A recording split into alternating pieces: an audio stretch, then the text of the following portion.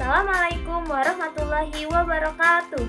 Halo semuanya, perkenalkan nama aku Zulfa Maharani dari Program Studi Pendidikan Bahasa dan Sastra Indonesia Universitas Sriwijaya dengan ujung NIM 7014.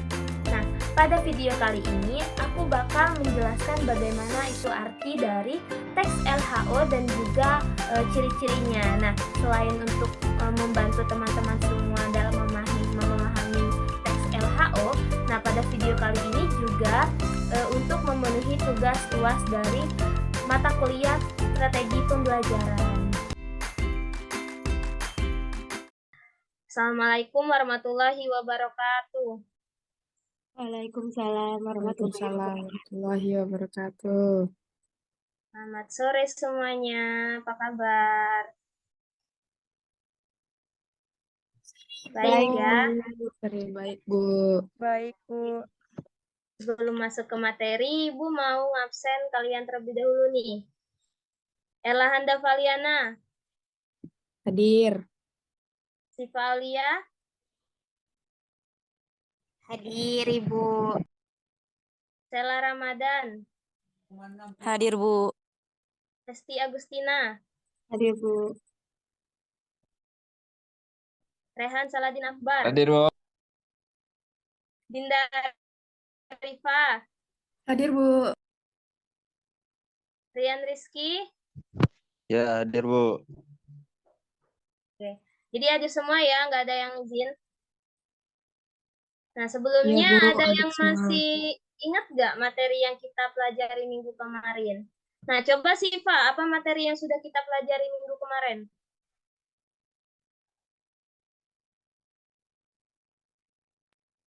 Siva?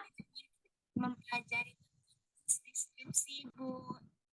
Iya, betul sekali ya. Nah, pada pertemuan sebelumnya itu kita sudah mempelajari tentang teks deskripsi. Nah, pada pertemuan kita hari ini, Ibu bakal memaparkan materi tentang teks laporan hasil observasi atau disingkat dengan LHO. Sebelum Ibu masuk ke materi, anak-anak udah pada tahu belum maksud atau pengertian dari teks laporan hasil observasi? Belum ya?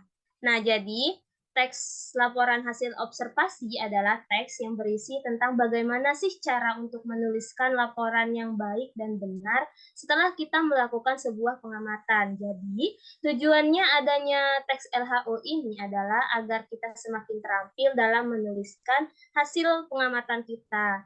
Nah, Ibu yakin kalau kalian semua sudah pandai nih dalam mengamati seperti mengamati lingkungan, tempat tinggal kalian, mengamati situasi, mengamati kondisi, tempat, hewan, tumbuhan, atau mungkin kalian juga mengamati mantan kalian. Nah, tapi ketika mengamati kita harus menuliskan laporannya. Jadi, kalau mengamati mantan tidak perlu menuliskan laporannya ya, nanti gak bisa move on. Ya, Ella. Ya, Bu. Oke, jadi mengamati mantan itu sebenarnya bukan merupakan teks laporan hasil observasi. Loh, kok bisa sih? Nah, bisa karena teks laporan hasil observasi itu mirip dengan teks deskripsi ya. Jadi kalau teks laporan hasil observasi itu lebih bersifat umum, sedangkan kalau teks deskripsi itu bersifat khusus. Nah, kalau mantan itu kan khusus ya, satu orang. Nah, jadi itu merupakan teks deskripsi, sedangkan untuk teks laporan hasil observasi itu yang bersifat lebih umum.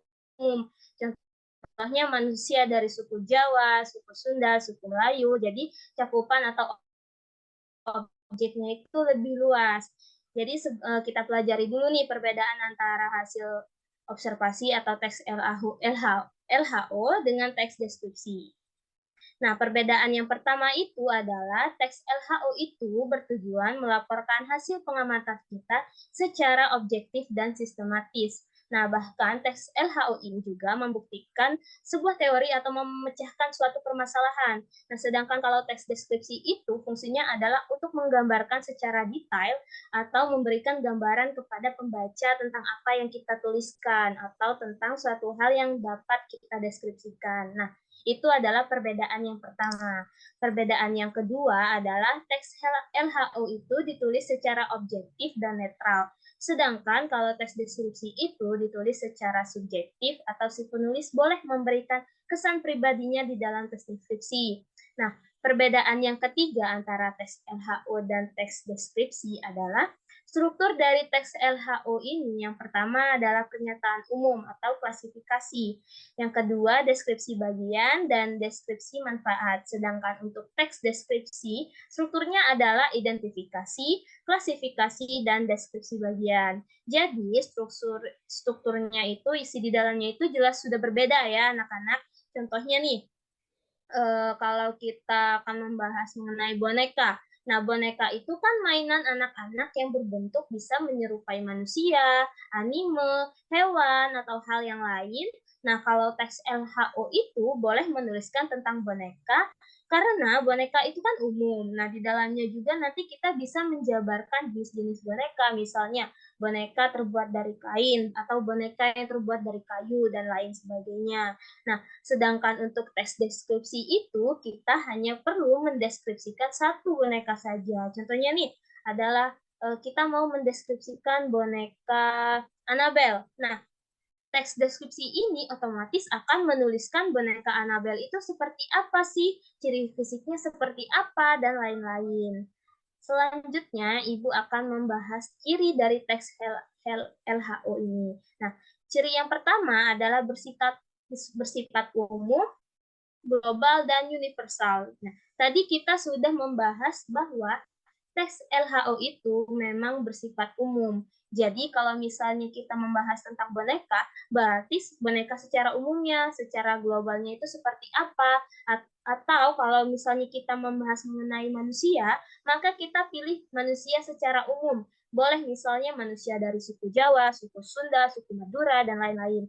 Tetapi kalau yang tes deskripsi tadi, berarti kita itu hanya mengambil satu manusia yang kita deskripsikan, misalnya ibu, atau kalian ingin mendeskripsikan sastrawan favorit kalian. Nah, jadi jelas bahwa tes LHO itu bersifat umum, global, dan universal. Nah, ciri yang kedua adalah objek yang dituliskan atau yang diceritakan adalah objek tunggal. Bu, tadi kan katanya bersifat umum. Lah, kok ini hanya tunggal? Jadi, tunggal di sini maksudnya adalah kalau misalnya kita membicarakan tentang boneka, ya sudah, kita membicarakan tentang boneka saja, bukan mainan lain. Misalnya nih, pada membicarakan tentang boneka, kalian malah menjelaskan adanya mobil-mobilan atau pistol-pistolan. Jadi, yang kita ambil itu cuma mainan yang boneka itu tadi. Nah, ciri yang ketiga itu adalah ditulis secara lengkap dan sempurna. Otomatis penulisannya itu harus lengkap dan sempurna agar pembaca itu tahu apa yang sudah kita amati. Jadi makanya strukturnya itu harus lengkap, mulai dari pernyataan umum atau klasifikasi, deskripsi bagian, dan deskripsi manfaat. Nah, lanjut ke ciri yang keempat nih. Ciri yang keempat ini dituliskan berdasarkan fakta atau pengamatan yang baru saja kita lakukan. Jadi teks LHO ini tidak bersifat opini. Jadi kalau misalnya kita membahas mengenai boneka itu tadi ya, di dalamnya itu membahas boneka, kita tidak boleh memberikan opini atau pendapat kita tentang boneka. Misalnya, saya lebih suka boneka Pampang daripada boneka Annabelle. Nah, itu tidak boleh karena itu bersifat objektif. Beda lagi kalau misalnya kalian nanti menuliskan tentang Annabelle. Bagi kalian Annabelle itu menyeramkan, tapi kan bagi orang lain belum tentu menyeramkan, bisa jadi menggemaskan, gitu kan. Itu boleh-boleh saja untuk tes deskripsi ya. Bisa kalian garis bawahi, boleh untuk tes deskripsi, tapi kalau untuk tes LHO itu harus objektif. Nah, ciri yang kelima adalah harus bisa dipertanggungjawabkan kebenarannya. Kenapa?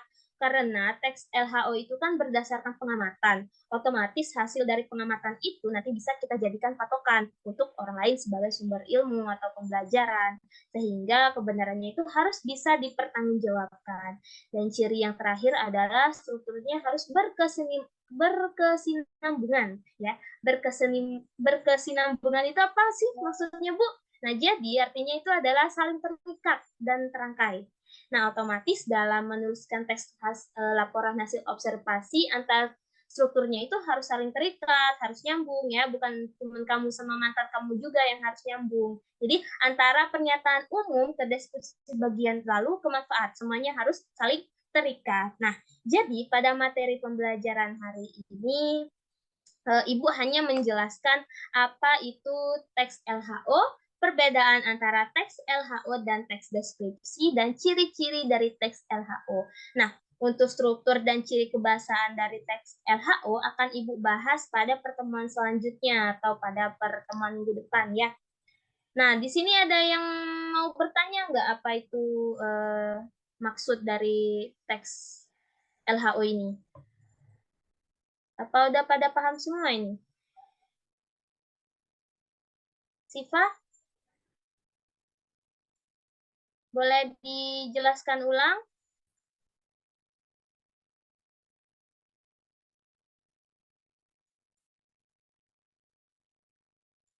Ya, Ibu harap kalian sudah paham semua ya. Nah, jadi untuk tugas di rumah itu kalian boleh membuat teks LHO dengan tema bebas, lalu dikumpulkan pada pertemuan berikutnya ya. Ibu akhiri, wassalamualaikum warahmatullahi wabarakatuh. Waalaikumsalam warahmatullahi wabarakatuh. warahmatullahi wabarakatuh. Terima kasih, Bu.